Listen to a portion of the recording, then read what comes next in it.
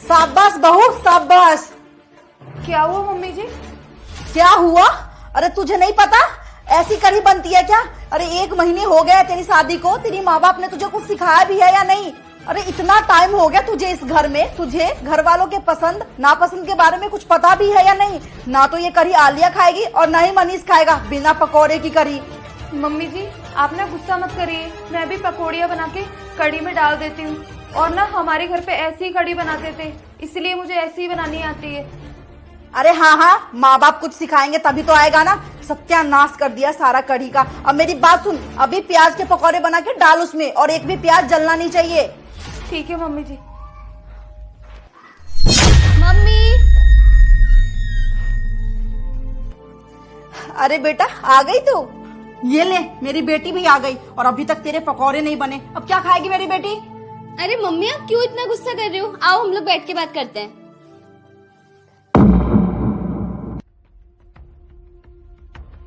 अरे मम्मी ये सब क्या है?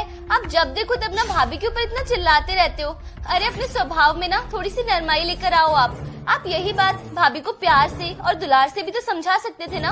ऐसे हर बात में चिल्लाने की क्या जरूरत होती है? और वैसे भी भाभी की अभी नई नई शादी हुई है और आप सास तो बन गए, लेकिन आपको ना अपनी बहू को अच्छे से रखना आता ही नहीं है।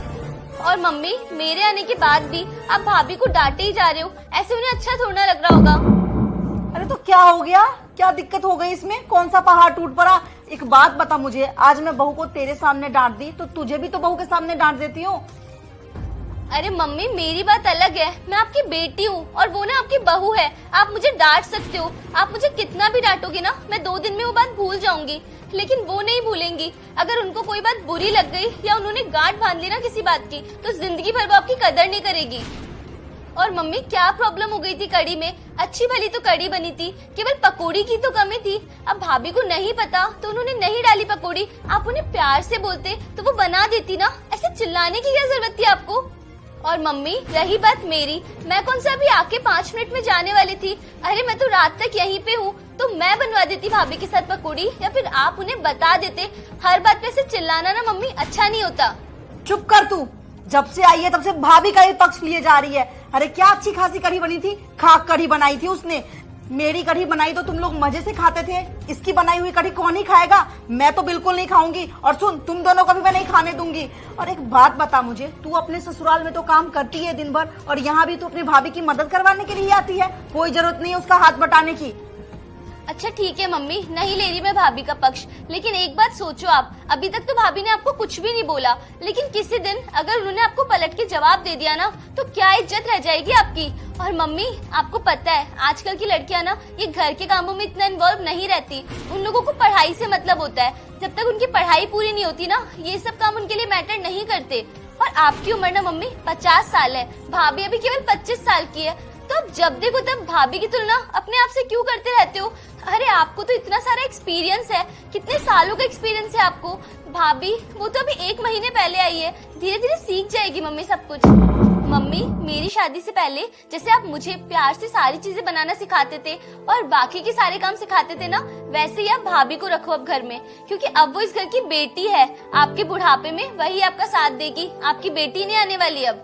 और मम्मी भगवान की दया से ना आपको बहुत अच्छी बहू मिली है। भाभी ना सच में बहुत अच्छी है, जो आपके इतना सुनाने के बाद में भी आपको कभी पलट के जवाब नहीं देती। तो मम्मी प्लीज आप भी एक अच्छी सास होने का फर्ज निभाओ। जैसे आप एक अच्छी माँ हो ना, वैसे ही एक अच्छी सास भी बन के दिखाओ आप।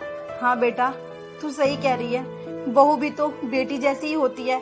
अब मैं अपनी बहू को कभी नहीं डांटूंगी और घर का हर एक काम उसे प्यार से सिखाऊंगी, और ना हमेशा उसे अब अपनी बेटी जैसी रखूंगी जैसे मैंने तुझे रखा है। क्योंकि मैं समझ गई हूँ बेटा कि बहू ही है जो मेरे बुढ़ापे में मेरा साथ देगी, मेरे काम आएगी, मेरे सुख दुख में मेरा ख्याल रखेगी। हाँ मम्मी। नेहा बहू, बहू इधर आना एक बार। आई मम्मी जी। जी मम्मी जी।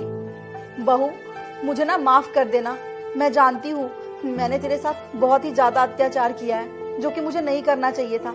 अरे मुझे सोचना चाहिए था कि तू इस घर की बहू है और नई नवेली बहू है। अरे अभी 1 महीना ही तो हुआ है तुझे आए हुए, तुझे मेरे घर में ढलने में टाइम लगेगा, इस घर के रीति रिवाज को समझने में समय लगेगा, और मैंने तुझे वो समय दिया नहीं। मुझे माफ कर देना बेटा, मैंने ये भी नहीं सोचा कि मेरी भी तो एक बेटी है और वो भी तो किसी के घर की बहू है ना।